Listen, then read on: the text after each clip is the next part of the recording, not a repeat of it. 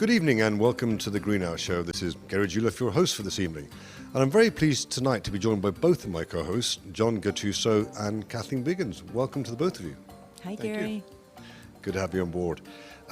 Bees may not be your thing, but we learned last week how important they and other pollinators are to our well-being. We learned this and more from an Emmy award-winning filmmaker, the head of one of the region's leading nature preserves, and a local citizen activist leading the fight to support the iconic monarch butterfly. It was really informative and fun program. Find out more and listen to the podcast on greenhourradio.com. And now on to tonight's show.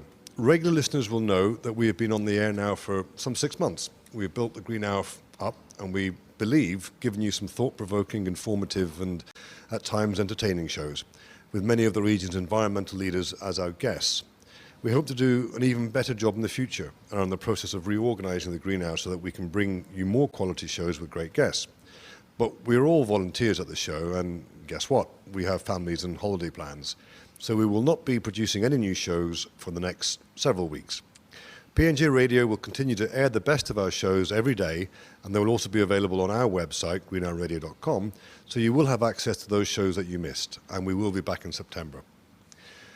We wanted to take advantage of our last show of the season to undertake a broad review of the important environmental issues facing the region with an emphasis on the solutions. To help us do this, we wanted to invite as a guest somebody with an extraordinary breadth of experience on environmental issues in the region. And I'm delighted to have in the studio Michael Catania, Executive Director at Duke's Farm. So Michael, welcome this evening. Thank you for having me. Before taking up this position 2 years ago, Michael had over 35 years of experience in the environmental field, primarily understanding conservation and in environmental and land use policy issues. And Michael, you were also Deputy Commissioner of the New Jersey Department of Environmental Protection for some time as well. Yes, under 3 commissioners and 2 governors. That I'm sure would lead to a very interesting conversation in of itself. But you're very welcome, Michael. Welcome to the show. And it's particularly pleasing to welcome you as Duke Farms has been the main sponsor of the Green Hour to date. Your support for our show has been invaluable in enabling us to bring these shows to our listeners. So thank you very much to you and your team. Our pleasure. Perhaps we can start with you telling us a little bit about what led you into spending your working life in the environmental field and what you are now doing at Duke Farms and what Duke Farms does. Well, as far back as I can remember, I always wanted to work in the environmental area. When I got out of graduate school, I went directly to work for Legislative Services and got assigned to the Assembly Agriculture and Environment Committee and started drafting environmental legislation. And was incredibly lucky because we were in a period of time where New Jersey was enacting lots of landmark legislation. Was this back in the 90s, 80s? 1970, mid-70s. I started there in 74. Okay. So, for example, I got to work on the Pinelands Protection Act and lots of other unique legislation that got passed in that period of time. So, in terms of Duke Farms, I like to tell people I've died and gone to heaven at Duke Farms. It really represents everything I've ever been interested in, professionally or personally, altogether. And it's a truly unique place with a wonderful mission to be a model of environmental stewardship and to teach people how to tread more lightly on the earth. It's certainly a beautiful place. I mean, I've been there, not often enough, sadly, but it is a lovely place. And what are the sort of activities that you do at Duke Farms? There's a whole range of activities, but it all has to do with really providing a demonstration. We have sustainable agriculture going on with 462 community garden plots, an incubator farm for young farmers. It's run for us by NOFA, New Jersey. We have demonstrations of renewable energy, a huge solar array. Our main visitor center is heated and cooled by geothermal wells. We have our own constructed wetlands wastewater treatment plant that uses native plants to treat the wastewater, then discharges it clean back into the groundwater.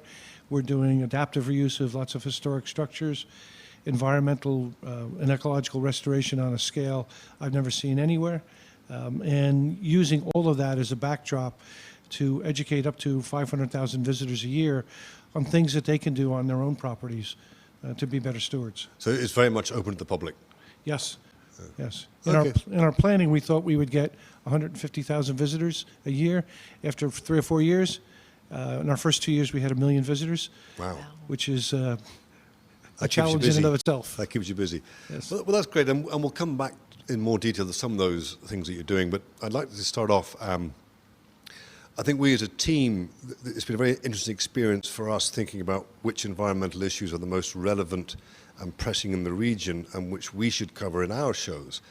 Of course, they're all tend to be interlinked, but which issues would you say at the moment need the greatest attention or pose the greatest threat to the well-being of our local environment and communities, and why? Well, I think I would identify three issues, and you're right, they are all interrelated. In fact, they teach us in school that the first law of ecology is that everything is connected to everything else, and you've covered a lot of these issues, but I think I would rank them clearly. Climate change is the number one issue, particularly for a coastal state like New Jersey with lots of developed urban floodplains. That's the one that's really going to get us if we don't get smart in a hurry and spring into action. I would also rank improving the urban environment because of the fact that we are such an urbanized state, headed for the first state to achieve complete build-out, with everything either preserved or developed. And then third, I would say we've done a tremendous job of preserving almost 30% of the state's land area in preserved farms or in open space or parks, but we need to do a much better job managing that, both to maximize its ecological value, but also to make it available for people to provide the benefits to offset the stress of living in such an urbanized society. Great, and I want to open it, Kathy. Okay. So I noticed you didn't have water on that list, and it seems to me that climate change and water are kind of yin and yang, and that we do have a real issue with water in lots of different ways in the state. Would you put that as a close fourth? Yeah, we do, and water is a part of each of those issues. For example, as climate change impacts New Jersey, we're getting too much water at some times and not enough water at other times, so we're going to have droughts and floods, which ought to be just a great experience. For our open space and managing it better, one of the best features of preserved open space and farmland is that it preserves groundwater and surface water and filters it. And New Jersey is very reliant on both groundwater and surface water, and so if you're going to have any quality of life and any kind of economic growth, it really all is about the water. And then in urban areas, we have things like the Pinelands Act and the Highlands Act in New Jersey to protect those huge sources of water. The Highlands provides water for most of northeastern New Jersey. So it really is all about the water at bottom. As you say, all things are connected. As we start talking about water, immediately infrastructure comes to mind. So this has to do with the delivery of fresh water, but the treatment of wastewater as well. Thoughts on infrastructure? How are we doing? I think some of our infrastructure in our urban areas are upwards of a century old now. I would probably give us about a D or a D minus on our infrastructure. We're simply not making the investments that we need to make. I was part of a group called Facing Our Future that issued a report, and I had the privilege of being involved in the environmental part of that, particularly the water infrastructure. Right. And I was surprised to see that about 22% of the water that we distribute in public water supplies is leaking out of bad pipes. Holy moly. That's an awful lot of water. And, in some cases we've got just archaic pipes, and it's really tough to maximize the efficiency of that. We stopped making investments in our infrastructure, and without those investments, it's hard to see a rosy economic future. And on the wastewater side of things, I know in some of our urban areas, a great many of them, especially up north, there are these things called combined sewer outflows. So stormwater and domestic wastewater are essentially combining at times of heavy rain. As I understand it, they're designed to flow directly into waterways. And so you've got these big outflows of contaminated water. Yeah. And that's a huge challenge. It's an economic challenge and an engineering challenge. But you know what? Other people are addressing that. There's a New Jersey person who's now running the Washington, D.C. Water and Sewer Agency, and there's a $10 billion project to replace literally wooden pipes in the district, right. Because they've never been replaced.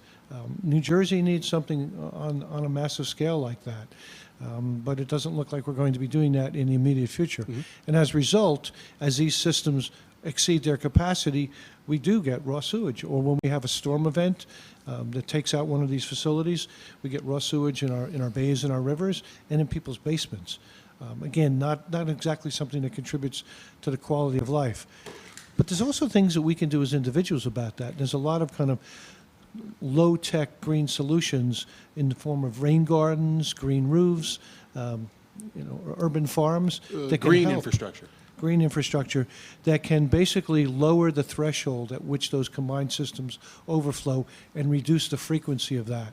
And that's something that a lot of effort is going into right now. I don't want to monopolize the conversation, but let me just loop it right back to climate change before I hand the conversation off to my co-host, and water. So thinking for the future, what kind of water issues should we be thinking about in regard to climate change? Well, as I said, we're going to have too much water at some times and not enough water at other times. So in order to do that, we need to rethink our patterns of development. I mean, there are some places in the state where we simply should retreat from and not develop.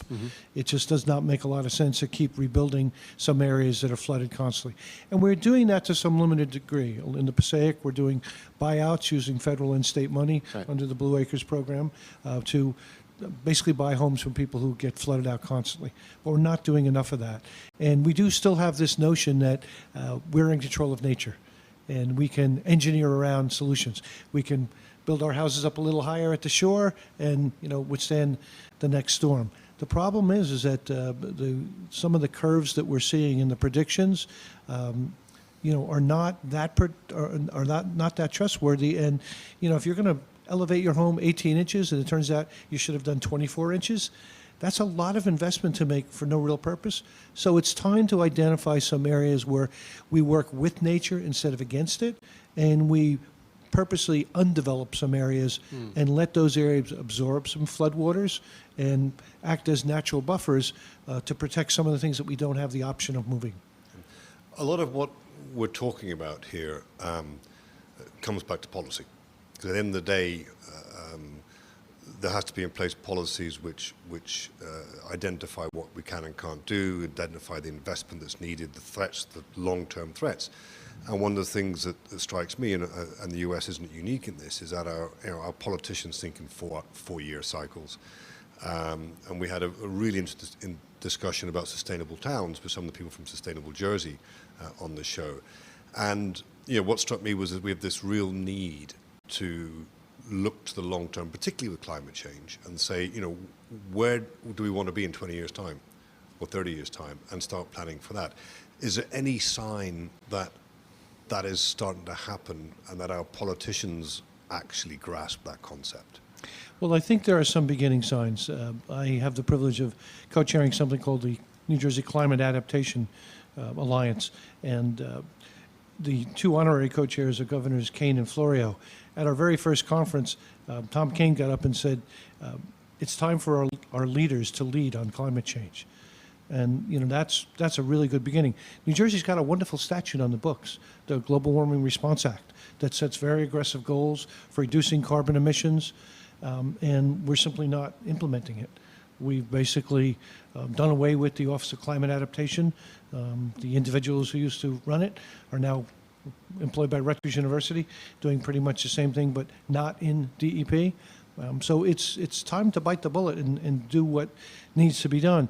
And this alliance has brought together leaders from a whole variety of sectors: local government, county government, emergency response, transportation, utilities, the environmental sector, the agricultural sector, the public health sector, environmental justice sector, and has reached a consensus on recommendations of what the state needs to do. Now, unfortunately, a group of informed people outside of government can make lots of recommendations, Yep. but there's a limit on how much they can implement. It's time for government to step up to the table and implement it. What do we need for that to happen? I think we need an election. That's what we And we don't want to get into politics. We're certainly not partisan in that sense. So we're not looking for critiques of any particular politician. But how would you rate our current politicians? And is there anybody out there that you think is showing the leadership and the vision? And even if they got into power, whether it be at state or federal level, you know, the forces reined against them, or whether it be apathy or actual big money, are so strong. I mean, you know, are you optimistic that we will actually get the change we need from our politicians in enough time? Things are happening at the municipal level, are they I not? was just about to say that. Yeah, Yeah. yeah. Yeah, we've got over 300 towns that are signed up for Sustainable Jersey. Yep. And one of the things you do to get points in Sustainable Jersey is look at some things that can have an impact on climate as one measure of sustainability. So we're growing a whole new generation of local leaders who will move up through our political system. But, you know, there are other encouraging signs. I'm an optimist by inclination, I guess.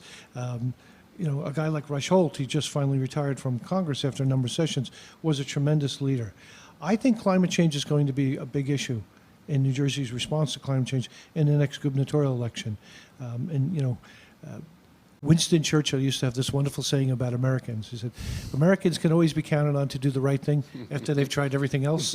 Yeah. And, you know, that was his way of kind of chiding Franklin Roosevelt for taking his time for weighing in to help England withstand the Nazi challenge, but it's equally applicable to today. We've had our head in the sands for a long time on what we need to do for climate change. People forget that it was only within the last decade that we came very close to a national cap and trade system in a bipartisan bill that looked like it was about to pass the Senate. And then suddenly the bottom fell out and climate change became anathema. And, you know, we didn't like to talk about it in polite company. Why did that happen, do you think? Well, I think partly the economic recession really kind of hit hard. And partly, you know, we got a little bit of a reprieve with lower oil prices and cheap natural gas. So it took people's eye off the ball a little bit. And partly there was a kind of a political resurgence of people who were absolutely deny climate change and who were challenging moderate elected officials in primaries. And people started to head for the hills. It got politicized. I mean, when you look at it, what happened back then is with Al Gore taking such a strong stance that a lot of people just reacted to the fact that one party was owning it. And also, I would just posit that with the recession, people just couldn't take any more bad news. I mean, there's a lot of research showing that, right? I mean, Yeah. you're finding the same thing? And in retrospect, I think we probably could have all handled that a little better. I mean, you know, we were calling it global warming for the longest time, and people were saying, well, you know, it's February and we're getting snow in October. Obviously, this isn't global warming. What it really is violent swings in climate, you know, with more snow, you know, more drought, more floods, more heat, more extreme cold. Yep. We didn't do a very good job explaining that. Yeah. So could I take it in a little different bent, but kind of touch on the same types of topic? One of the things that you said was, or Gary said, was about the nexus of the economy and the environment. And one of the things that I think we have found is that New Jersey no longer values the environmental benefits, the resources that we actually provide for people to be successful and for life to go on. And the economy of the state is in a very interesting place where tax is so high. And where do you see that going? Do you see an understanding amongst our leaders that the environment actually is the underpinning of a vibrant economy? Is that growing? Because it seems like we've lost it for a while. Well, I think we've lost sight of that for a while. But if you look at the past, there's a reason that New Jersey has been a leader on environmental issues, and we were always in a handful of states that were leaders. And there's a reason that virtually every governor in New Jersey until very recently made their legacy on an environmental issue. Brendan Byrne on the Pinelands, Tom Kane on freshwater wetlands, Jim Florio on the Clean Water Enforcement Act, Christine Todd Whitman on a 1 million acre goal to save farmland and open space, even Jim McGreevy on the Highlands, and John Corzine on the Global Warming Response Act. We've gotten away from that, somewhat because of national politics and the polarization that's infected our politics here in this state as well, but also because we don't have the kind of leaders. You know, we used to have pretty regularly leaders who told people not what they wanted to hear, but things that they needed to hear. Not so much anymore. And it's interesting, I think. In a sense, people are way ahead of our elected officials. Take, for example, the recent open space ballot initiative, which was approved by, what was it, 75%? Mm-hmm. And it's always a very popular ballot question. the environmental community went through quite a long and bruising debate about the best way to lay this out. Our politicians debated, but once it was put in front of the people, it was approved resoundingly. One of the things that gives me confidence is that you really can have some trust in the people's long-term interest. New Jersey is a state where environmental issues will inevitably come back to the forefront because we live cheek to jowl in the most densely populated state in the nation. It's hard to hide environmental problems here, and people demand that their elected officials do something about them. In my years at DEP, I think we had something like 200 major environmental enactments, and the agency just grew like topsy, from a staff of a couple hundred to almost 4,000 people. Now, lately it's been going in reverse. We're down to about 2,400 staff at DEP, but this is kind of like Chinese history. This is just a cycle. And we're on the bottom of the trough now, but it's kind of got nowhere to go but up. And the interesting thing is that you're starting to see leadership outside of government that will translate into pressure on government to do the right thing. You're seeing faith-based organizations. You've got the Pope out being a better leader on environmental issues than most elected politicians. You've got business people. These are not crazy tree-hugging environmentalists. You've got Hank Paulson, former Treasury Secretary, and the guy in charge of Goldman Sachs, issuing a report with other CEOs called the Risky Business Report, telling people, you can pay me now or you can pay me later, and if you pay me later, it's going to cost a heck of a lot more. And this is something that is going to threaten our economic system. And forget whether you think people have caused it. I mean, there are things going on that are going to get in the way of business, and we better do something about them now. Yeah.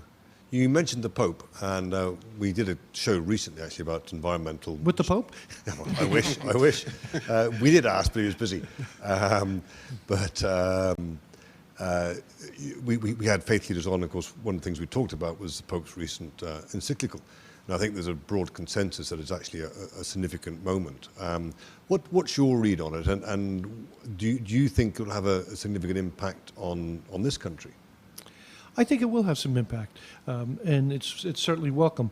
I also think that if you watch the recent things that EPA and the White House have done, that's also very encouraging. It's amazing what happens when you don't have to run for re-election again, and you can actually kind of act on your conscience. The EPA is very aggressively using its existing powers under the Clean Air Act, and the President is using his executive authority to go as far as he can to regulate carbon emissions. Yeah. Do you think, just to... One last sort of brief discussion about the Pope before the break. Many of our leading politicians, including many of the more sceptical politicians, are Catholics, and I find it very interesting, this whole the faith movement. One of the things that we sort of said was that perhaps was that we're moving away from an argument about the science of climate change to the morality of climate change. Would you agree with that, and do you think that is going to change the debate in the US, and we might actually see even the Republican Party moving more towards an acceptance of there needs to be some action? Well, it's for a while now, one of the things that Christian evangelicals and even extreme environmentalists have agreed on is kind of the spiritual basis for environmentalism, and that we have an obligation on a moral and religious basis, to take care of what the Creator gave us. So I do think it'll make a difference. It'll provide cover for some politicians, and that's a terrible thing to say, but you know what? If that's what it takes, yeah. I'm absolutely fine with that. It won't change it in and of itself, but I think it's part of a growing sense that it's time to do something. Great. Well, we're just coming up to the end of our first half, so thank you very much, Michael. And we'll be back in a few minutes, and we're leaving, I think, on a fairly optimistic note, and I hope we continue that into the second half. I'd just like to finish this half of the show by saying that this evening's program is brought to us and to you, our listeners, by two sponsors. The American Sustainable Business Council, comprised of business leaders nationwide who advocate for a sustainable future. You can join this visionary organisation at asbcouncil.org. And of course, Duke Farms. Duke Farms serves as a model of environmental stewardship and inspires visitors to become informed stewards of the land. It is a place of education, enjoyment and inspiration that enhances the environmental health of the region. Through the beauty of its natural setting, the diversity of its wildlife, and the quality of its educational programs, Duke Farms inspires people to transform their approach to conservation and to start building a more sustainable future. Come back to us in a few minutes.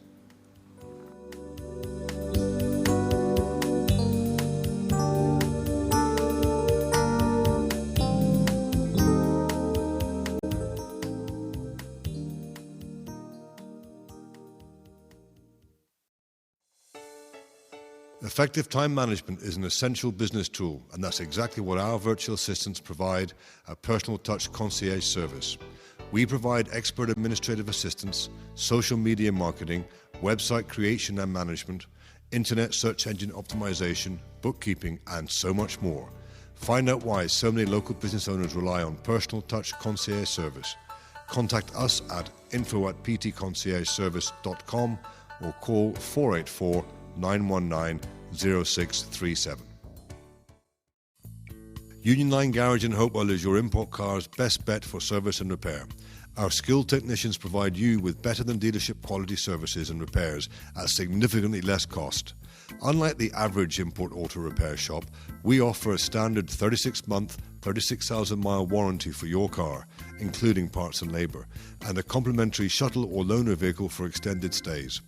Union Line Garage is located right on West Broad Street in Hopewell. Call 609-466-0294 and experience for yourself why we're the best. Orange Mountain Energy is your New Jersey resource for alternative green technology. From solar to geothermal and everything in between, we help both public and private entities take their sustainability goals from theory to practice. We're climate change capitalists who take the mystery out of sustainability, working with you to achieve practical, holistic solutions which might be out of the box, but are never out of the budget. For more information, please visit us online at orangemountainenergy.com. Together, we will achieve your sustainability goals.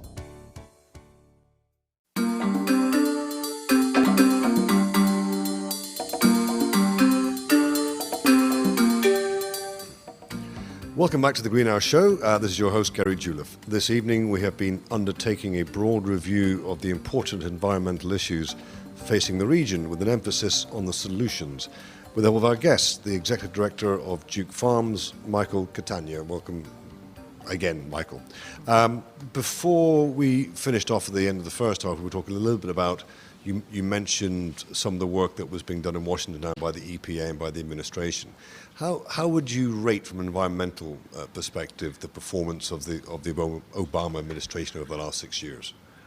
Well, I think the last 6 months have been a whole lot different than the last 6 years. I think there's been a lot of gridlock in Washington, and the president has had to contend with the collapse of the economic system and two wars that he inherited. But I think you're starting to see now the administration kind of really hitting its stride.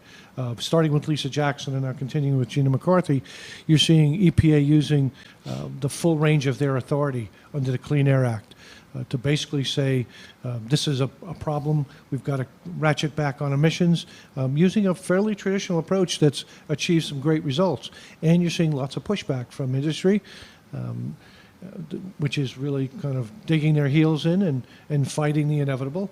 But I think ultimately this is something the public is starting to understand and will support, and I think we're going to see some progress on it. Okay. And looking ahead, now no one can predict what's going to happen or who even the candidates will be, but let's assume it's Hillary Clinton, and let's assume it's or one of the Republicans. Do you see any sort of great changes, or are we entering a period where, building on what we were talking about before, there's just so much growing evidence that whoever gets into power is going to have to take action? Or is there, do you think, a real choice to be made purely from an environmental perspective?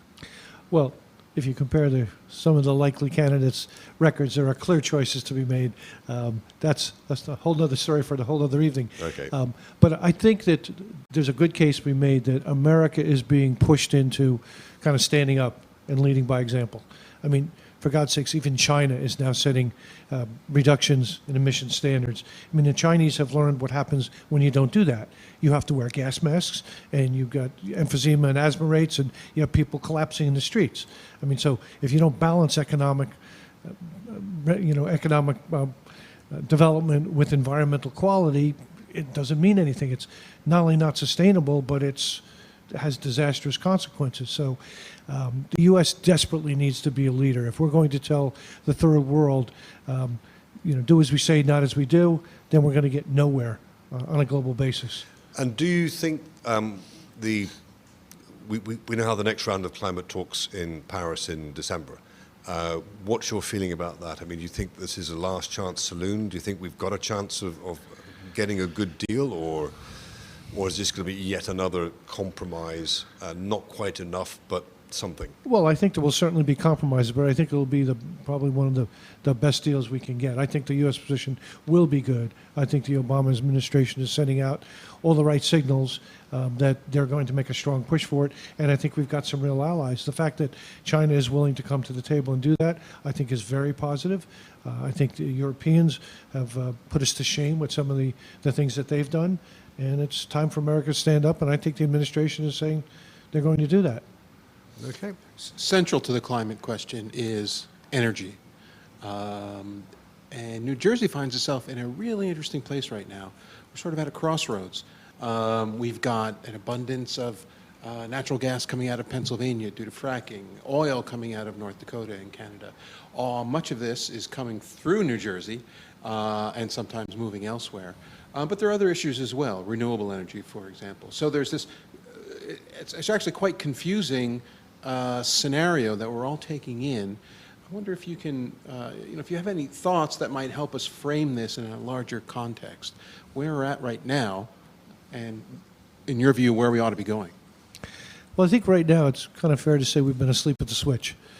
After being one of the early leaders in renewable energy, I mean, New Jersey surpassed virtually every other state except one or two in the number of solar installations and the kilowatt hours produced by solar. And we've really kind of backed off of that. And we saw some of the state goals really scaled back. The State Energy Master Plan used to have a goal of 30% renewables, and we scaled that back to 22%. Some of the targets that we set for 2020 in the Global Warming Response Act, we're actually going to meet. But we're going to meet them through a combination of getting some of the low-hanging fruit, and one of the few benefits of the economic recession is that we had fewer polluting activities going on. But the goals that we've set for 2050, you cannot get to them without having very significant energy conservation programs in place. We've been siphoning off more than $1 billion from the Clean Energy Fund, money that could have gone to demonstration projects, weatherization projects in urban areas, municipal demonstration projects so people could implement the plans they're doing to get certified under Sustainable Jersey. Those projects together would have done made a huge contribution toward meeting some of those goals, and we squandered that opportunity. Where did that money go? To balance the budget. Oh. Okay. As one of the architects of one of the many architects of our open space program in Jersey, you must find the idea that pipelines may be put through preserved land particularly irksome. I don't want to put words in your mouth, but is that the case? But also they're actually targeting preserved land, aren't they? Well, it's a lot easier to go through a preserved land because there are fewer individual property owners you don't have to deal with and get them to sign agreements. It is bothersome. Now, there's no question that, look, we have 30% of the state preserved. So there are going to be necessary facilities that occasionally have to traverse those lands. And you would hope that you do that only when it's absolutely necessary, very carefully, and then you mitigate it and replace those lands. But it seems to be, open season on New Jersey's open spaces. And, when you look at the map and people are sitting down planning these routes, I guess it's very attractive to say, hey, there's a really nice linear park here. Let's just take that. As you can tell from the reaction to it, it's not quite that easy. Now, it's a complicated legal issue because the state has a limited jurisdiction over this. The Federal Energy Regulatory Commission ultimately can trump the state and say, we're going to approve these things. Although there are things that the state can do in the way of permits, to control them. But, I mean, I think in this morning's paper, Mercer County told one of the pipeline companies, get off our land. You no longer have our permission to even take samples. We don't like the way you've been conducting yourself, and go away. We're not going to deal with you. I mean, so you're starting to see elected officials of both parties, I would add, responding to public pressure, all of those stop the pipeline signs you see at the end of people's driveways, politicians responding to that and saying, maybe this is not such a good thing for New Jersey. Does it also point to a lack of a cohesive long-term energy policy for the state? And also, we do cover Pennsylvania as well as part of our show. So we try and address their concerns as well. But particularly, for people in this particular area with all these pipelines, I mean, is there a coherent long-term policy? There seems to be a whole bunch of pipelines planned to go through. Yet we've got enough gas as it is. Is there a coherent policy? Well, we have a state energy master plan, and it gets updated on a fairly regular basis, and it's had some wonderful, lofty goals in it, and we were making very good progress on that. But we kind of took our eye off the ball and stopped focusing on it, and in the last update, we backtracked on some of those goals. So that's something that can and should be addressed. So there is a coherent policy, it's perhaps just not the right one. Yeah, I mean, we have a clean energy fund, Yep. and if we would stop stealing the money that's supposed to go into it, it would do a lot of good. It's a question of priorities. I imagine one of the elements in that plan has to do with offshore wind. And I wonder if you can help me understand something that I find quite puzzling. It's Fishermen's Energy, I believe, which is a consortium that's planned to do a pilot, a wind farm. I think it's 5 turbines altogether off of Atlantic City. But they've been rejected at least twice now by the BPU. And now they're saying they're going to take this court. And the BPU is the Board of Public Utilities. But that's part of my question. Who are the BPU? What do they do? What's their function? And is there more? I sense there's a backstory here that I'm not entirely aware of. Well, the BPU is a cabinet level agency. It consists of 3 people appointed by the governor. They're actually members of the cabinet. It's the only cabinet level agency that's headed by more than one person. I guess our policy has been muddled to say the least. And we really have been sending mixed signals because we're offering incentives, and then when people take us up on those and do a lot of work and put specific proposals in, we take forever to review them. Now, that's not to say that wind energy does present some challenges. New Jersey is in the Atlantic Flyway, a lot of critical habitat for migrating waterfowl and songbirds and raptors, so you have to be careful where you site these things. But that's not really what the debate has been about. Right. It hasn't been, have we done the right studies to show that they're in the right place? It's been about esoteric minutia, and we're just kind of going in circles. Wind should play a major role in our renewable energy future, just as solar should, and biomass and geothermal. And we're kind of not getting out of our own way to do that. When you said that Europe is putting us to shame, I'm assuming that that's one of the things that you were referring to. And it's not as if they're not getting any encouragement from the state. Some years ago, I'm not going to remember the name of the legislation, Wind Energy Encouragement Act, something to that nature, something of that nature, rather. Federal government has come across with, I think it's $46 million grant to Fishermen's Energy. So there are certainly incentives and encouragement, but the BPU seems to be the big stumbling block. Well, I think it's not just BPU. I think it's overall state policy. I mean, the people at the Board of Public Utilities are just implementing that policy, or not implementing that policy, depending on your perspective. Right. So I'm a bit sort of slow on this. But I'm picking up that the state is encouraging this, but the state is also blocking it. Yes. Mixed messages, as Michael put it, yes. Right. Okay. Well, yeah, New Jersey. As Tom Kane said, you need your leaders to lead, and not in a circle, in a clear direction, and we have not been doing that. How much of that do you think it's because of the presidential aspirations of the governor? How much of it? Because he started off saying that he was more environmentally minded than he's actually acted during his tenure. What do you think? Well, I think it's pretty clear that the audience that he's trying to please is not a New Jersey audience. I'll just put it kindly at that. And I think it's probably the kinds of succeeded. things that I think are in New Jersey's interest don't play well with voters in Iowa and New Hampshire. But he's our governor. He may be a presidential candidate, but we still need him to do things because 10 and 20 years from now, the decisions we make or the decisions we don't make are going to have serious consequences in New Jersey. and are going to make it even harder to address some of these problems if we don't take actions now. So, as Tom Kane said, we need leaders who will lead on this, not leaders who are spending half the year in Iowa. Speaking of the future, and sorry, do we have any more energy questions? While we're dishing, the Exxon deal comes to Oh, mind. right. Okay. Yes. Care to comment now that we've got you rolling? Sure, why not? Okay. Perhaps you could briefly summarize what it was. Sure. The Bayway Refinery up in Linden and I believe Bayonne, New Jersey, it's a highly contaminated site, and Exxon has been found to be responsible for that contamination. The cost for cleanup was put at the figure, was it 8 billion, I thought. 8 billion. Well, wasn't it? we should be clear. Yes. We're not talking here about the cleanup costs. Exxon is absolutely responsible for that. We're talking about natural resource damages, Okay. which is a little different. Let me explain it to you. Yes. So you have car insurance. I hit your car and I destroy your car. Right. My insurance covers replacing your car or fixing your car. But it takes 6 months and I don't get the use of my car then. So that loss of use is comparable to what a natural resource damage is. Okay. So what we're saying in the 1976 Spill Act is that the people who are responsible for discharges were responsible also for damaging natural resources and depriving the people of New Jersey of the use of those resources.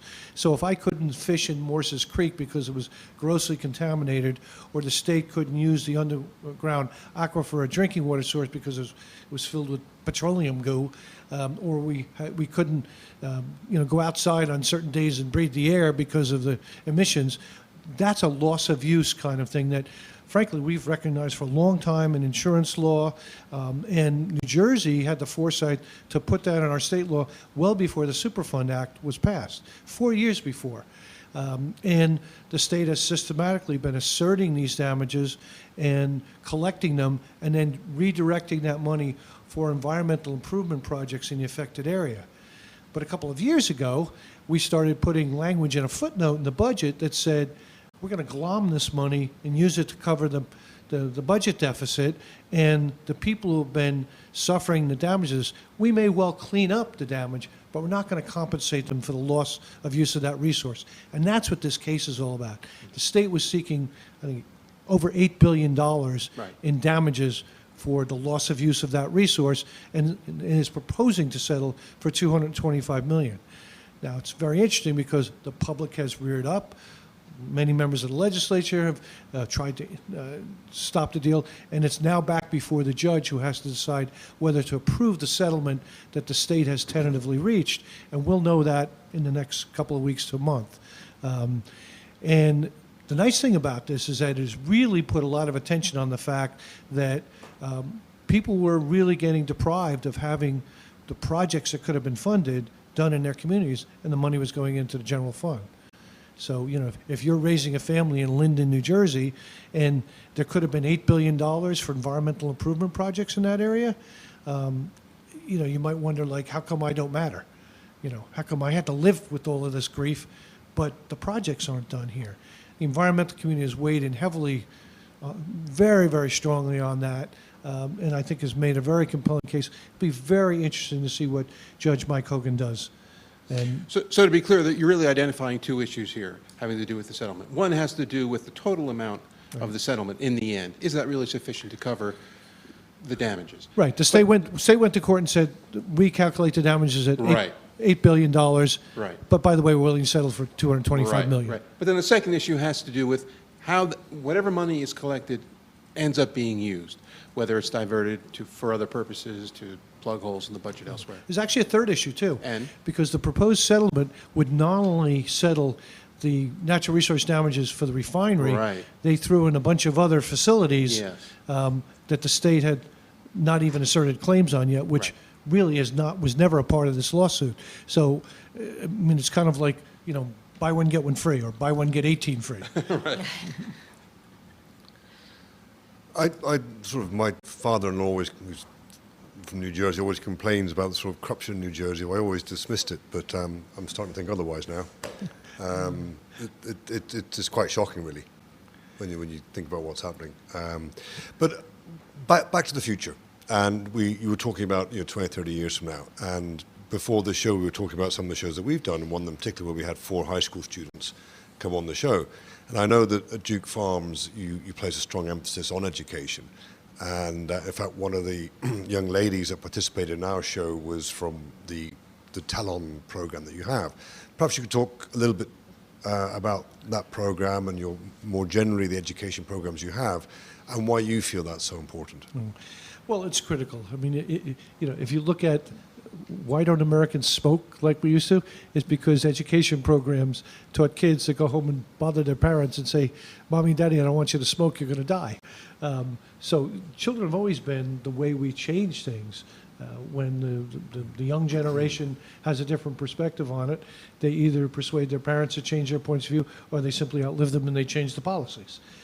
So it's always been what has resulted in kind of wholesale societal change. At Duke Farms, we're really focusing on using the property not only for people to come and enjoy and relax and kind of deal with the stress of living in a state like New Jersey, but also learn what you can do individually. So it could be as simple as planting a few native wildflowers to attract the monarch butterfly and help it on its migration to Mexico. It could be doing a rain garden so that you help purify the water that would otherwise run off and become a problem. And kids instinctively get this. You mentioned the Talon program. We've had 11 high schoolers from the Barack Obama Green Charter High School in South Plainfield, just to tie this all in together, who have been participating in a year-long program, including a week-long internship and a project that they've done at Duke Farms. And these are kids that, never really got to enjoy the outdoors. Many of them told us at the graduation ceremony they were afraid of the outdoors. There were things that bit you, and and it was kind of scary, and they never saw themselves as having career options there. Now a lot of them want to be biologists and ecologists and and go into science, which is great to see. These are all really bright kids who haven't had many opportunities, and to come to a place like Duke Farms, we match them up with a staff person and they shadow them around, and it's just been so gratifying to watch their response. Michael, we've only got about 5 minutes left, so I don't want to let you leave without putting you on a hot seat for a moment, if you don't mind. What have we been doing up to now? Duke Farms has been in the news lately. You've submitted a permit request to demolish as I understand it, it's the Duke Mansion. So this is the enormous house that Doris Duke actually lived in. And already there's a petition online that's gathered some 2,000 signatures or so. Of folks who oppose that request. Can you let us know what you're planning, why demolition? Sure. Isn't this part of New Jersey's cultural heritage? First off, the building that we want to demolish is not the mansion. The mansion is the building that Buck Duke started building, which we now refer to as the old foundation. Mm-hmm. He never finished it. That was the big mansion. The building we're talking about is an old farmhouse that Buck Duke bought in 1893, and then he, followed by Doris, put multiple extensions on, in additions on, so that it's now 67,000 square feet. It's 600 feet long. It's the size of 2 football fields. We started as a farmhouse? It is a farmhouse. And it is just a series of additions that kind of don't gel together. They have no particular architectural significance. We've studied it. We've hired some of the best architectural historians around. Even a foundation has limited resources. So we've got some magnificent structures that we've been restoring. The farm barn, that's our visitor center, just received a New Jersey Office of Historic Preservation Award for adaptive reuse. Right. We're starting on the coach barn, first building on the property, a 1902 stone building that has big rooms. We're going to turn it into a conference center. So even though we're a foundation, there are limits on our resources. We're trying to do that wisely. We've restored more than 20 buildings. We're systematically going through the property, taking care of the fountains, the waterfalls, the stone walls, the roads, the magnificent specimen trees. But I think it's a case of you simply can't do everything. And even if we were to spend the $10 to $20 million to fix up this rambling farmhouse, we have no programmatic use for it. It's filled with small rooms. I can't get, when 3 school buses pull up, I can't, it doesn't help me to deal with them. I need big spaces like one of our old conservatories or the Coach Barn that I can offer programs to them there. And that's what it's all about. And I understand that some people don't agree with that, and we certainly respect their opinions. A group of those people signed the petition, came to, I spent 2.5 hours with them on Sunday, gave them a tour and answered their questions. You can't do everything. I've got to ask one more question before you go. The Eagle Cam, hugely successful. You've had a pair of eagles and their children, their offspring. How are they? How are the offspring? Where are they these days? Well, two pieces of bad news. Eagle Cam has been tremendously popular. We've had more than 10 million views of it. Each of the last 2 years, just as the eaglets were learning to fly, we had lightning storms that took out the camera. Oh. We replaced it last year. It happened again this year. And this year, in addition, because of budget cutbacks and retirements at the Endangered Species Program at DEP, the guy who was climbing trees and helping band the eagles retired.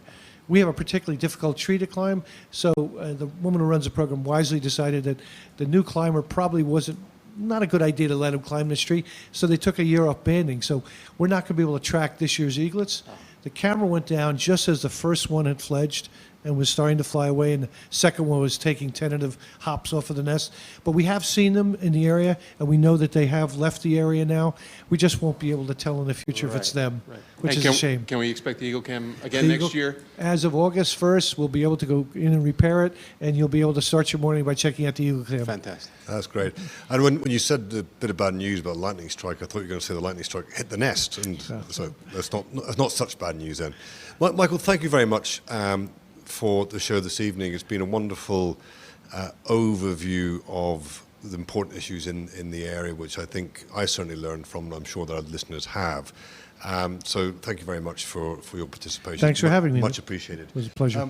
I hope that to all of our listeners that you all enjoyed this last show of the current season. We've enjoyed bringing the Green out to you over the last 6 months. We've learned a great deal, and I'm looking forward to returning in September with an even better series of shows with more stellar guests. Thank you to my two co-hosts, Kathleen and John, who have given so much to the Green Hour and without whom we would not have been able to provide such good listening for you. Their enthusiasm, knowledge and insightful interviewing has made the Green Hour what it is. So thank you very much to the both of you. Thank you. And to the rest of our team, Will York, Mona Saroya, Amy Hopf, Rebecca Hernandez and Baini Suri. We could not have done it without their support. And again, last but not least, but thank you again to Michael, not only for being a wonderful guest this evening and for supporting the Green Hour through the Duke Farm sponsorship, but also being one of those who has dedicated his life to working on the behalf of our listeners, our residents in this area, and on behalf of their children and grandchildren. I think it's really important to note that it is thanks to individuals like Michael, including many others that we've had on the show and been very honoured to have on the show, that we are still able to enjoy the natural beauty of this region, and that there is still some hope that those who come after us will also be able to do so. So please do continue to support the great work that they and the organisations such as Duke Farms that they work with do. If you've enjoyed this show, please tell your friends. They can listen in on pngradio.com every day this week at 3 and 6 p.m. And the podcast will be up in a few days, on greenhourradio.com. And we'll also put useful links there. The Best of the Green Hour will continue to be broadcast on pngradio.com in the coming weeks and will be available on greenhourradio.com. I hope that the summer will give you time to go back and listen to some of our shows and to share them with friends and family. We at the Green Hour thank you for your support over the last 6 months and look forward to welcoming you back in September. We wish you all a wonderful summer. And finally, I'd just like to remind everybody that we are fortunate to have two sponsors tonight. Duke Farm serves as a model of environmental stewardship and inspires visitors to become informed stewards of the land. It is a place of education, enjoyment and inspiration, about which we've heard so much this evening, that enhances the environmental health of the region. Through the beauty of its natural setting, the diversity of its wildlife and the quality of its educational programs, Duke Farms inspires people to transform their approach to conservation and to start building a more sustainable future. In addition, this evening's program is brought to you by the American Sustainable Business Council, business leaders nationwide who advocate for a sustainable future. Join this visionary organization at asbcouncil.org. Thank you and good night.